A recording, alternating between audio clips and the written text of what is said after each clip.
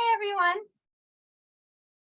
Nikki is the director of Is that Weekday Nursery School? Weekday, yeah, of course, I went blank of it there. Weekday Nursery School. And she's a supporter of our program and of our organization, Kids and Youth Before in our community as well. So Nikki's going to introduce herself to us, of course, and she's going to tell us a bit about herself and what she does and how she integrates that in the community, supporting our youths and organizations in our community. So Nikki, why don't you take it away for our youths? Sure. And kick it off. Thank you. Sure. So hi, everybody. Thanks for taking the time to, really be mentors in your own community. So I have been at Weekday Nursery School for 13 years now, and I see two of my students that I had when they were littles. It's nice to see you actually giving back to young athletes in the area. And this, as everybody knows, putting something like this and getting in tune to your community is so good for building your college resume. May sound silly now, but the time goes quickly and it's just really something to build upon.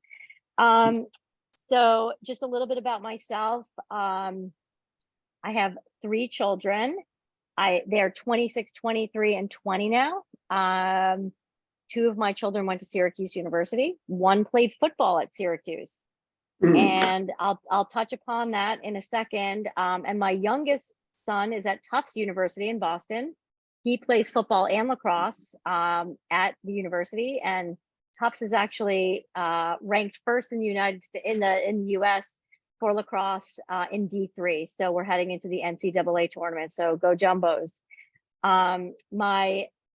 This is a very interesting story, just as you are young athletes and guiding if you're going to be young coaches. My middle son was recruited to play lacrosse somewhere else, and then he was the number 1 offensive back in New York State in 2016. His yardage, I don't believe, has been broken yet as a running quarterback. And he said, "Mom, you know what? I just want to go to college and I want to go and study engineering and just go to college, and it's okay. Like, I know I haven't been recruited for football for anybody else, but I'm really good with it." And about 2 weeks into the summer, he got a call from the coach. He got a preferred walk-on position as a running back at Syracuse. And, it was a lot of people said to him, young athletes said to him, "Gosh, you're so lucky." And he would say to those young athletes, "You know what? It has nothing to do about luck. It's all about hard work and dedication and perseverance." And as a student athlete, it was very important to me as a parent to see that role model that he gave back to other student athletes in where we lived at the time. So he went to Syracuse. He had a very bad injury his freshman year. He persevered, he came back, he stuck with the program for 3 years, and then said, "You know what, I think I just want to focus on my engineering at this point."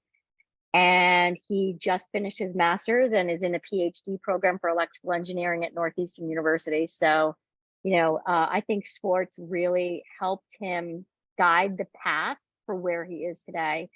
And my oldest son also, he was recruited for lacrosse and said, "I just want to be a student." So that was his path. But as a member of a community, the bigger picture was they were so important in guiding the younger student athletes that were coming up behind them. And it really made me proud as a parent, made me proud as a community member. So it was super important. I've been at Weekday Nursery School for 13 years, and I have students that are now working for me. And it's just such a rewarding career.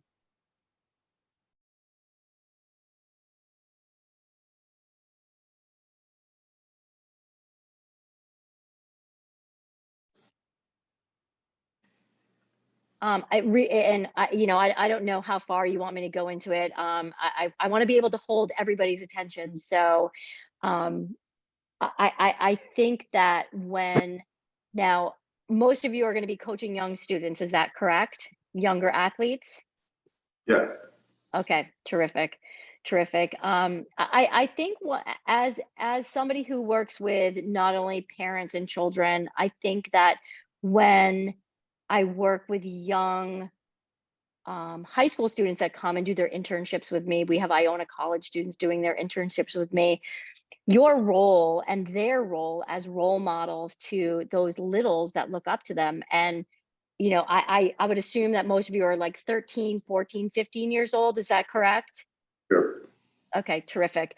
The littles who you might be coaching will really look up to you as like the big guys, and your presence on the field and the way you speak to the children and how you guide them and teach them how to play the game and offense, defense, how to properly kick, how to properly not use your hands, don't avoid the handball, staying on sides, all of those things as young coaches really guides players into maybe developing a passion like you have. Hmm.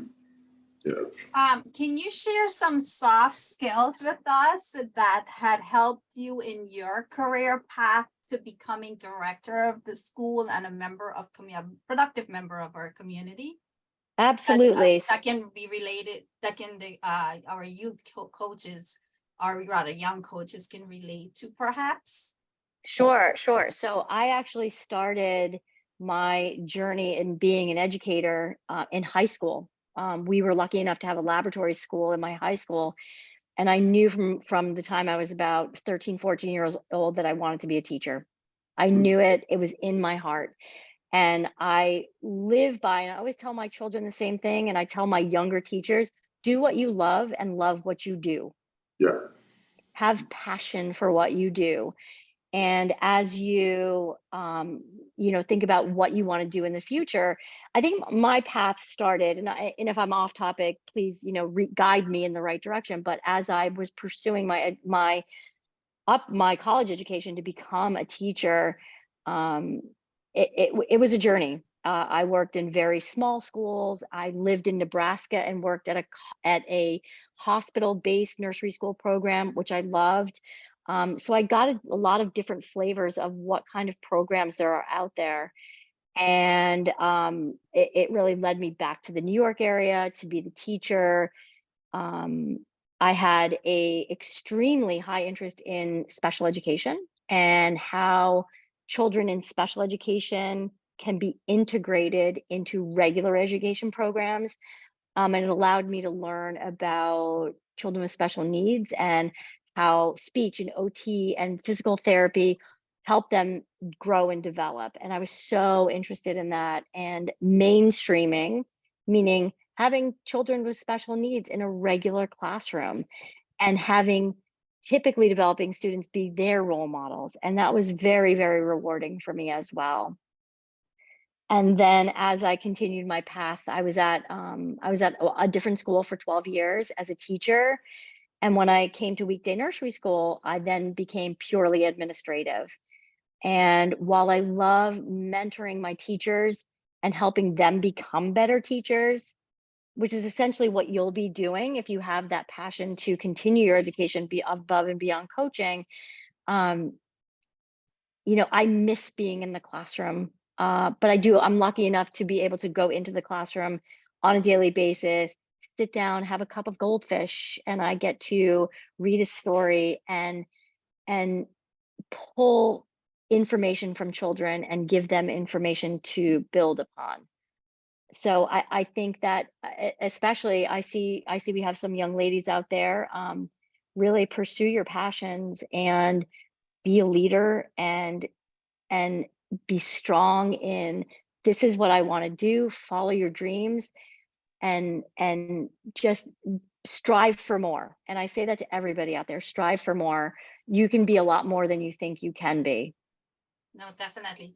So can you say, as having the passion from a very young age for in being a teacher or being in education, was going back to whether it was during your high school career or middle school career, what do you recall, what was your first job opportunity or community opportunity that you engaged in? Yeah, so I was a really big part of my high school preschool program that they had. And then that led to babysitting. Babysitting is a great way to get yourself out into the community. It's a great way to have a personal reference to fall back on. And and I have to say, some of the best jobs that I had as a youngster, like going back to 13, 14 years old, I was pardon me, a CIT at a camp, which is a counselor in training. If you can find a program, the YMCA has a lot of counselor and training programs that teaches you to how to integrate with children, how to work with children. And then you become a counselor, and then you become a head counselor. And all of those things are really great to put on your college applications, that you worked at the YMCA camp as a CIT, moved up the ranks, and you were able to be a head counselor. Nothing ties you in more than being involved in your sports programs as the young coaches that you are, but also local YMCA camps, local camps that are at preschools like Weekday. I know Bethel has those kind of programs as well, that you'll be supervised by somebody in the field that will point you in the direction of, hey, so when you're working with children, this is A, B, and C. This is a very effective way to work with the kids. But integrating yourself into the community to get your name out there, local camps are a great way to start. Perfect. So would you agree that even though we have a passion and we have a career that we fixated on, and later on in life we do accomplish that goal, that sometimes the first step is not necessarily in that career, and we take different paths to get to that point? Yeah, I everybody has a different path in what they do and where they go. I mean, if somebody's pursuing, there's many different levels of becoming an educator. You have your early childhood, which is birth through age 5. And then you have your primary school, which is your elementary schools, middle school, and then secondary education is high school. So there's different opportunities to, if you don't start off on the path that takes you to one, you can take it to another. You know, another great way, not only to get integrated into the community and to learn more about it, is if you have a second language you speak, to bring that piece into it in educating children. And I know that many students in many communities have ESL programs, and that is such a useful tool as far as you major in education or you major in early childhood education and you have that minor in Spanish or you have a minor in Italian.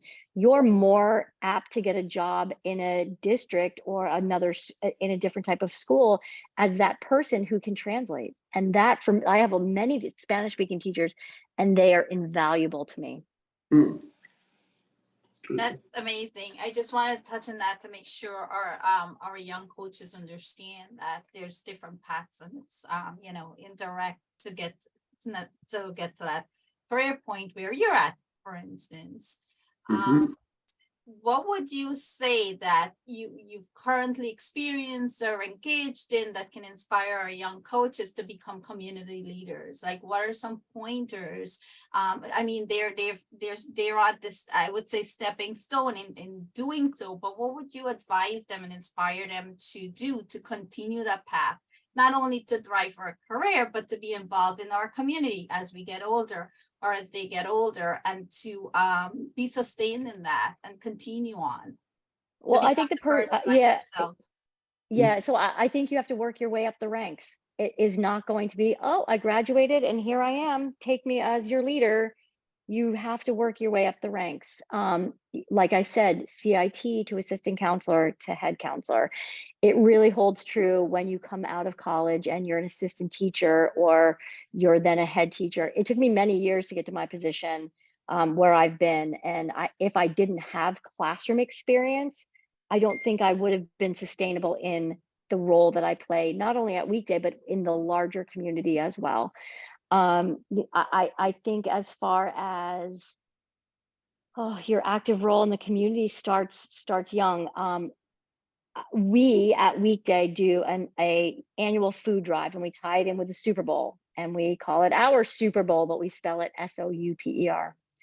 And we talk to our students at 4 years old about how important it is to give back to others that others aren't so lucky, that we have to make sure that everybody in our community is happy and educated and fed. We then have students from the National Honor Society at New Rochelle High School. Ursuline students come, they help the children understand that what community service is. So your role as a young adult is to be that role model. So I volunteered with Habitat for Humanity, and I collected food, or I'm collecting canned dog food for the Humane Society. So any way that you can get your feelers and your voice heard in your community is so important. But as far as what the students that came into Weekday talked about when they came in, they talked about what a community is and how they can help their community. And they helped the kids sort the food, the kids bagged it, and then those volunteers from the community took it over to the Hope Pantry right here in New Rochelle. So we're trying to throw, as you're growing up in a really great community such as New Rochelle, we as people who work with really young students are really trying to throw a pebble in the pond. The act of kindness, the volunteering, we want to make sure that they understand from a very young age that it's important that they're part of something bigger. Wow, yes. And I think we can relate to that. And I know some of our coaches have been touching on that, and they're developing that around themselves as well. And, becoming good product to lead the way in that aspect. I wanted to, did you want to add anything else to that for the moment? I just wanted to ask our young coaches, for a moment there, if anybody has any specific questions for you. So young coaches and some of our supervisors that are on, are any of you like aspiring to become an educator like Niki, or anything in that aspect? And do you have any questions for her?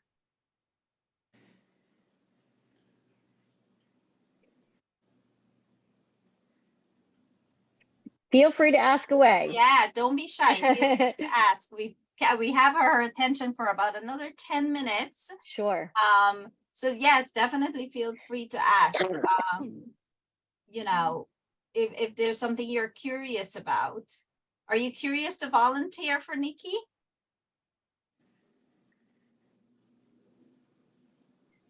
So I'll just touch on something else. I'm not sure if the young coaches that are here this evening are going into high school in the fall. Are they're younger? So if I could just, maybe if somebody just wants to chime in about like what grade you're in, what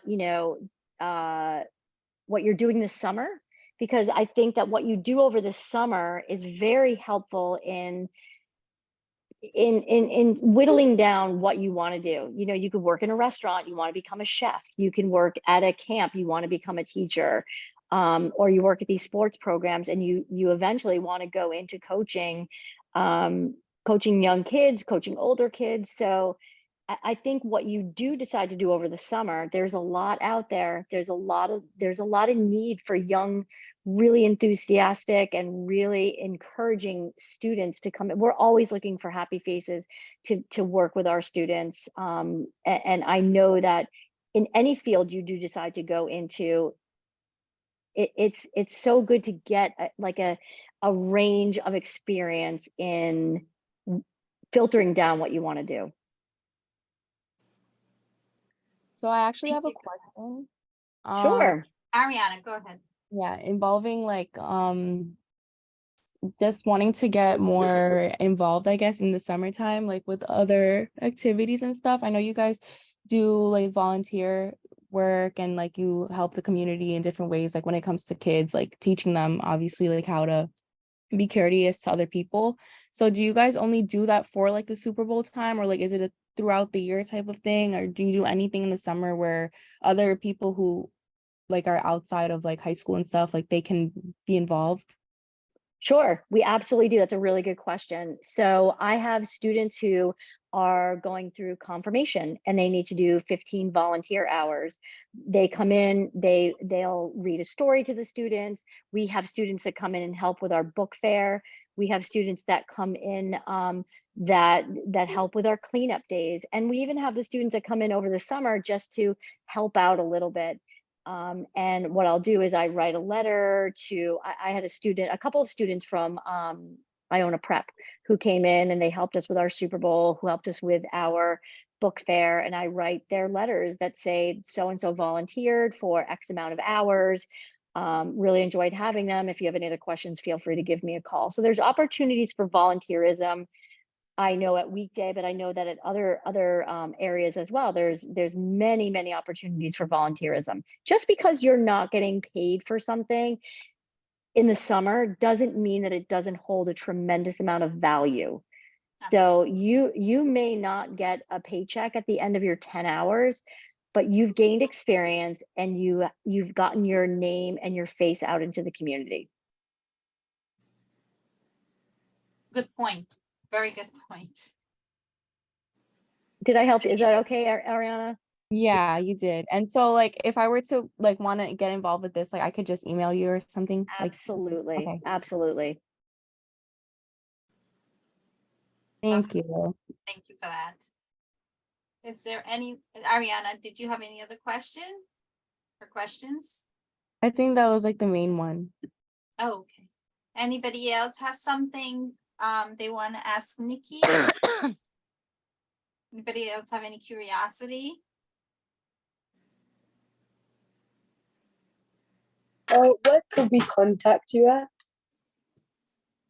So I know that the two leaders of this program have my email information, and you can absolutely feel free to give that out to whomever is interested. And people know me, I'm hopelessly accessible to email. My parents of my littles know that they really can reach me at any point. And I'm there every day from 8 to 4 and after hours as well. So yeah, they'll give you my email address. Yes, they'll do that. As we got Nikki's permission. Yes, absolutely. We'll Absolutely. do that. Yeah. We'll be happy to. Anyone else? Good question. The one thing that I'll add, and I know that my time here is probably at the end, is when you're out in the field and you're working with your littles on the field, and the parents are watching you, you know, how you talk to children and how you conduct yourself says, you know what, my child plays on this soccer team and the young coaches were amazing. You being out there on the field with these students that the parents are seeing you with their children, that's a really important piece of it as well. So as you enter this journey into young coaching, remember that you are being watched. Sometimes it's a little hard, but you are being watched, and your role and responsibility during your time as a young coach, it's valuable to all. So the way you carry yourself, the way you conduct yourself, the way you speak to the children, a lot of people notice that, and it goes a long way.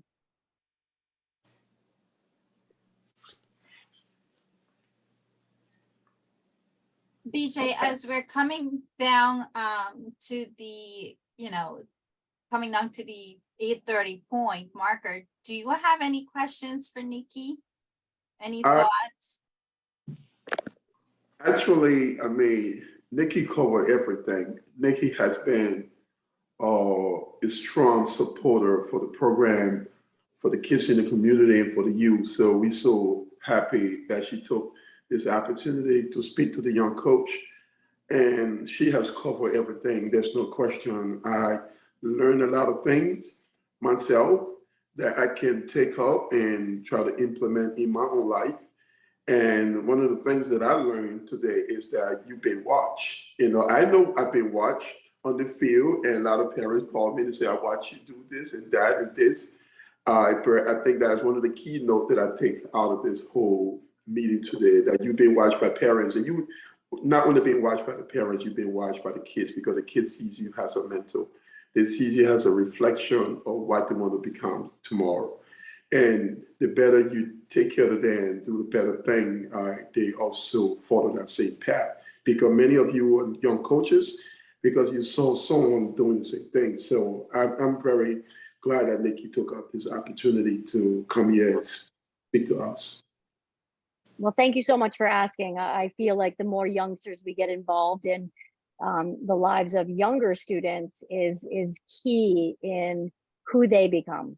Yes, yes. Absolutely. That's agreeable. Very much so. You know, Nikki, it's such an honor and pleasure to have you on board with us here at YCP and doing this and kicking off the mentorship night for us. You're the first to do this. So yay, that's Woohoo! momental.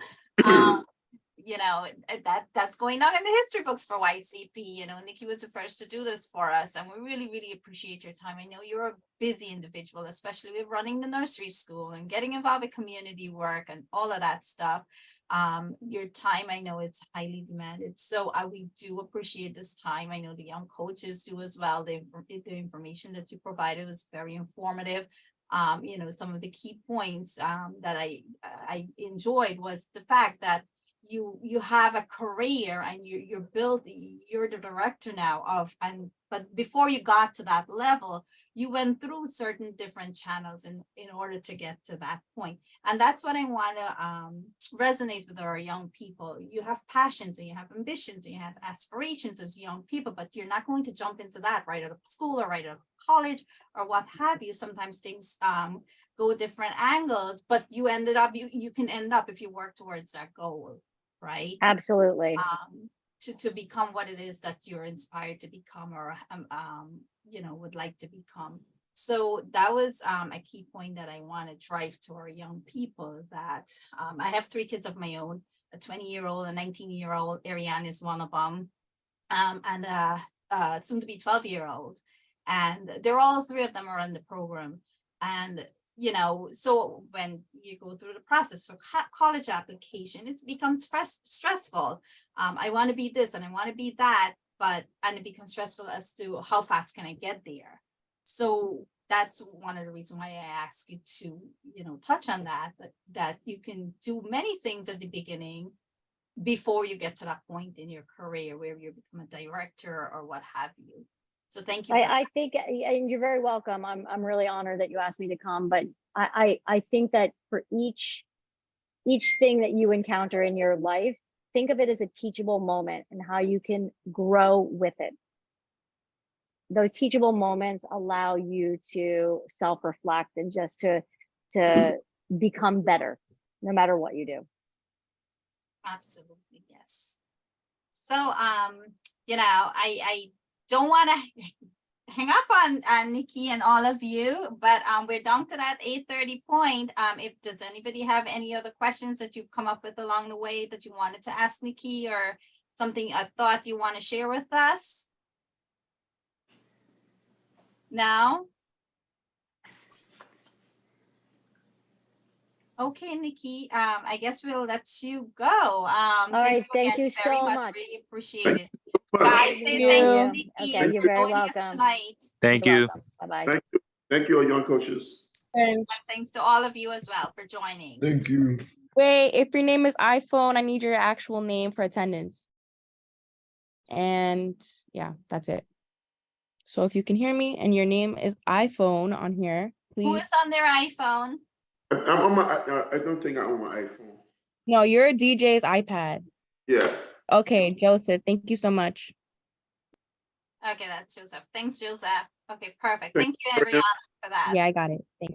And it's so Okay, amazing. lovely. Thank you so much. Okay, guys, good night. I know it's a Yeah, school don't week, talk so have a to good night. Bye bye.